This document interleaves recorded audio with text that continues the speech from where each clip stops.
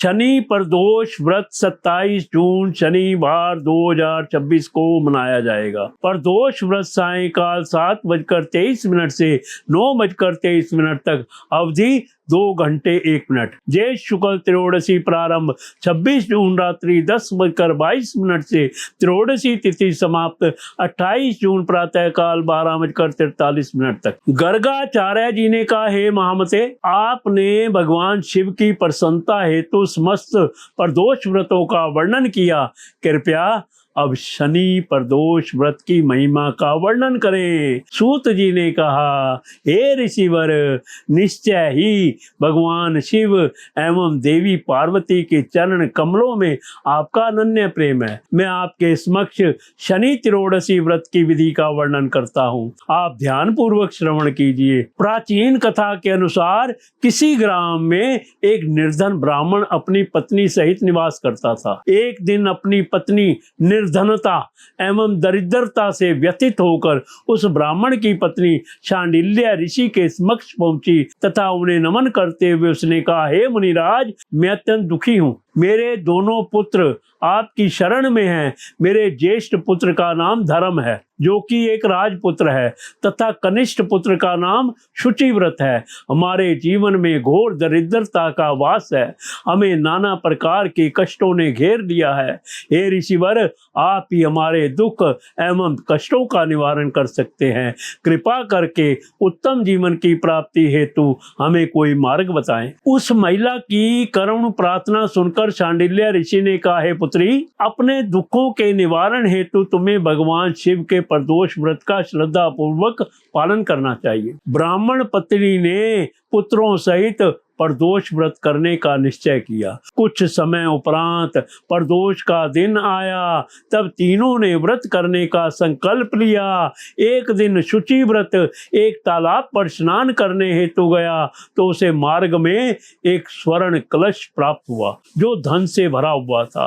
वह उस कलश को लेकर घर आ गया तथा अपनी माँ से बोला, माँ देखो, मुझे मार्ग में यह धन प्राप्त हुआ है। माता ने धन को देखकर भगवान शिव की महिमा का गुणगान किया। माँ ने राजपुत्र धर्म को बुलाया और कहा, पुत्र, भगवान शिव की कृपा से तुम्हारे अनुज को यह धन मार्ग में प्राप्त हुआ है। इसे प्रभु का प्रसाद समझकर तुम दोनों आधा आधा बांट लो। माता के वचन सुनकर राजपुत्र श्री शिव पार्वती का स्मरण करते हुए बोला, माते, यह धन आपके पुत्र का ही है, इस पर मेरा कोई अधिकार नहीं है। भगवान शिव एवं माता पार्वती जब मुझे कुछ देंगे तब मैं उसे स्वीकार कर लूंगा। यह कहकर वह राजपुत्र नित्य की भांति अपने शिव पूजन में लीन हो गया। एक दिन दोनों भ्राता प्रदेश में भ्रमण कर रहे थे। मार्ग में उन्होंने अनेक गंधर्व कन्याओं को क्रीड़ा करते हुए देखा। उन्हें देखकर कन्याओं की दिशा में ना जाकर शुचिव्रत उसी स्थान पर बैठ गया, किंतु राजपुत्र धर्म अकेला ही उन गंधर्व कन्याओं के मध्य पहुंच गया।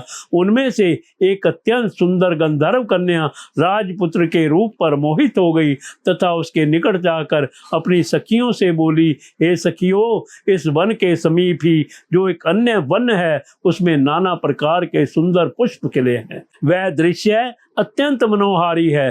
तुम सभी उसकी शोभा का आनंद लेकर आओ। मेरे पैरों में अत्यंत पीड़ा हो रही है, मैं यहीं थोड़ा विश्राम कर लेती हूँ। यह सुनकर सभी सखियां उस वन की ओर चली गई तथा वह अकेली गंधर्व कन्या उस राजकुमार को निहारने लगी।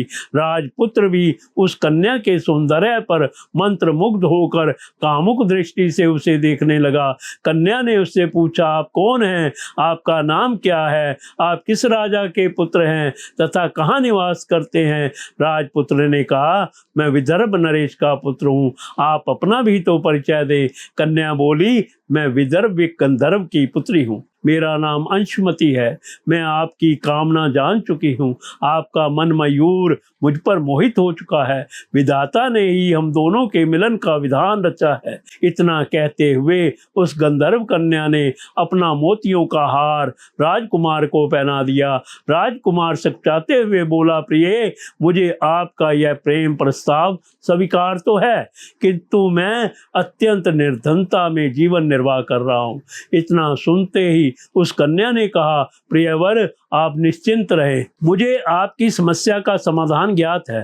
अभी आप घर लौट जाएं, शीघ्र ही आपके कष्टों का अंत होने वाला है। यह कहते हुए वह कन्या अपनी सखियों के समीप चली गई। राजकुमार भी अपने घर आ गया तथा उसने यह समस्त प्रकरण अपने भ्राता शुचिव्रत को बताया। इस घटनाक्रम के तीसरे दिन राजपुत्र धर्म अपने भ्राता शुचिव्रत सहित उसी वन में पुनः पहुंचा।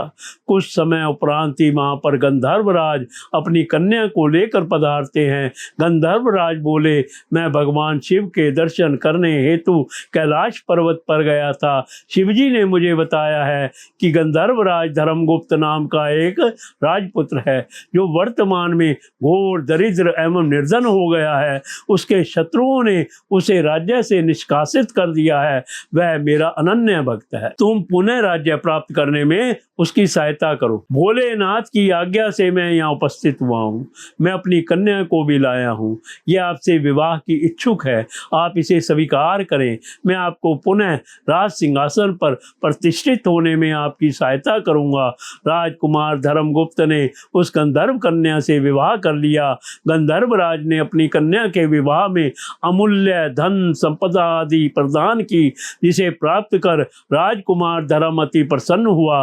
अपने ससुर की सहायता से उसे उसका राज्य भी पुनः प्राप्त हो गया तथा वह सुखपूर्वक शासन करते हुए उत्तम जीवन व्यतीत करने लगा। इस प्रकार भगवान शिव की कृपा से उस ब्राह्मणी के दोनों पुत्रों का जीवन धन धान्य एवं सुख समृद्धि से परिपूर्ण हो गया।